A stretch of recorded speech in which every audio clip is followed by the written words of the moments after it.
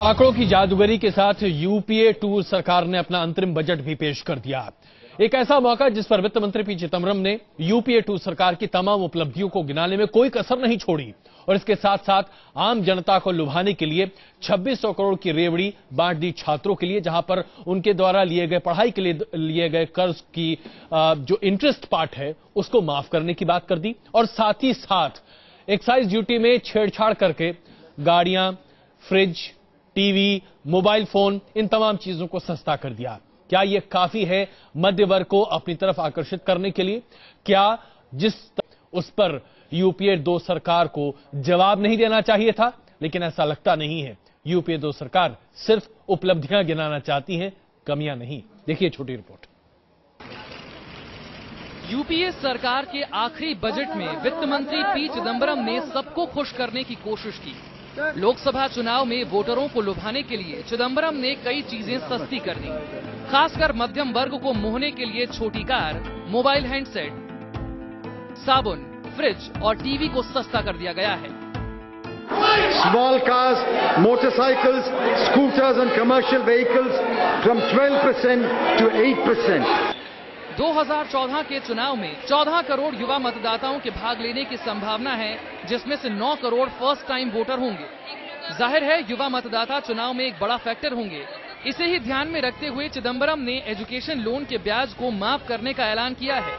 युवाओं को लुभाने के लिए चिदंबरम ने अगले 10 साल में करीब 10 करोड़ नौकरियां पैदा करने की बात भी कही है।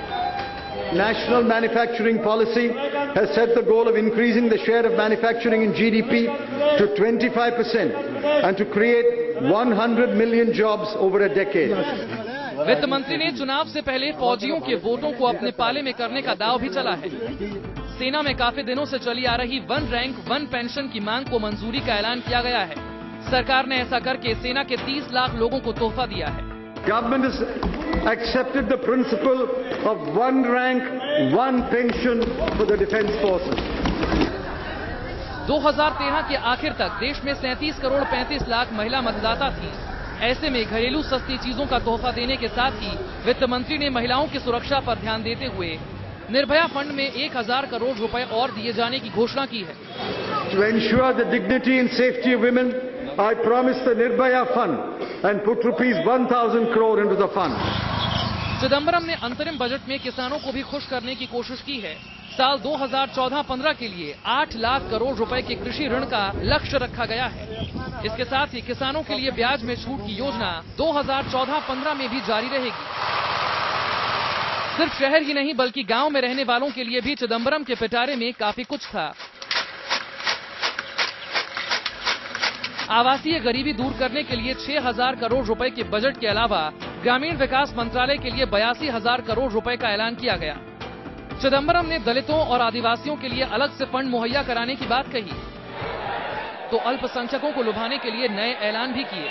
अंतरिम बजट में चिदंबरम के पास मौका बहुत कम था, लेकिन उनके वादों के पिटारे को देखकर लगता है कि उन्होंने यूपीए के लिए सत्ता में वापसी की राह थोड़ी आसान करने की कोशिश जरूर की है। यूपीए सरकार का आखिरी और अंतरिम बजट था। इसमें वित्त मंत्री ज्यादा कुछ नहीं कर सकते थे, लेकिन इसके बावजूद सरकार की तरफ से कोशिश की गई है कि मिडिल क्लास को खुश किया जाए। मिडिल क्लास को खुश करने के तरीके ये अख्तियार किए गए हैं कि एक्साइज ड्यूटी कार और मोबाइल पर घटा दिया गया है। वीडियो जर्नलिस्ट विजय कुमार के साथ सैयद मुजीब इमाम, न्यूज नेशन, दिल्ली। लेकिन क्या यूपीए सरकार वाकई में अपनी कोशिशों में कामयाब होती हुई दिखाई दे रही है? बात करने के लिए हमारे साथ मौजूद हैं बीजेपी से अर्जुन राम मेघवाल, कांग्रेस से दीपक अमीन साहब हमारे साथ मौजूद हैं, वरिष्ठ पत्रकार रुमलेश जी हमारे साथ मौजूद हैं, एक्सराय के प्रोफेसर जीबी पंत साहब हमारे साथ मौजूद हैं जो कि अर्थशास्त्री भी हैं, और टैक्स एक्सपर्ट दिनेश वर्मा भी इस वक्त हमारे साथ मौजूद हैं। आप सबों का बहुत स्वागत है। मेघवाल जी, आपकी पार्टी बार बार ये कहती दिखाई दे रही है कि ये चुनावी घोषणा पत्र है जिसे कांग्रेस के प्रवक्ता ने एक तरह से पढ़ा होता तो बेहतर होता।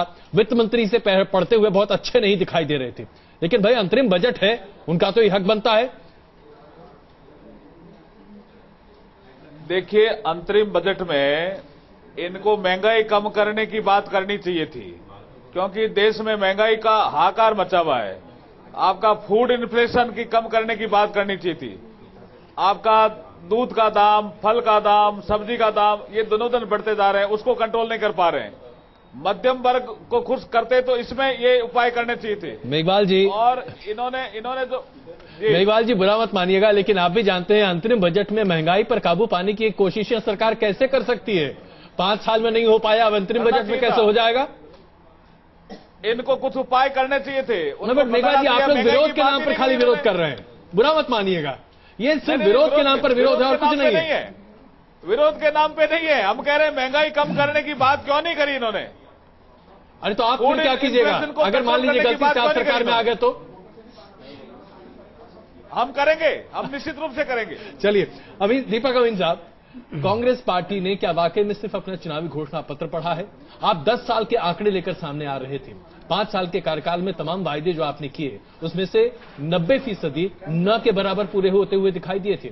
2009 में सबसे पहला काम प्रधानमंत्री मनमोहन सिंह ने किया था और उन्होंने साफ तौर पर कहा था कि 100 दिन के भीतर महंगाई पर हम काबू पा लेंगे।